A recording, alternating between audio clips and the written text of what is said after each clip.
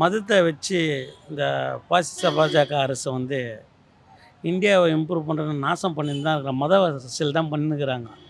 இது இடதுசாரி சிந்தனை வந்து கண்டிப்பாக ஏற்றுக்க வேண்டிய ஒரு ஒன்றாகும். அவங்க எது சொன்னாலும் ப்ராப்பராக கரெக்டாக சொல்லுவாங்க.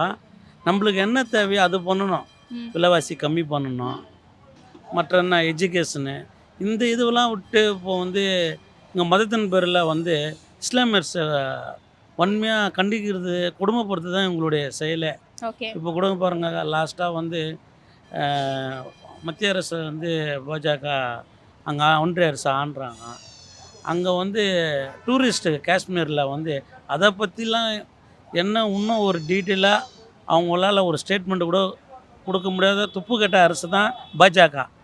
இது வந்து இவங்க வந்து மதத்தை பேரால் தான் அரசியல் பண்ணின்னு மதுரையில் வந்து முருகன் மாநாடு வந்து ஆன்மீகத்தை ஊக்குவிக்கலாம், தப்பு கிடையாது. அதை வச்சு அரசியல் பண்ணி நாட்டை நாசம் பண்ணுறாங்க.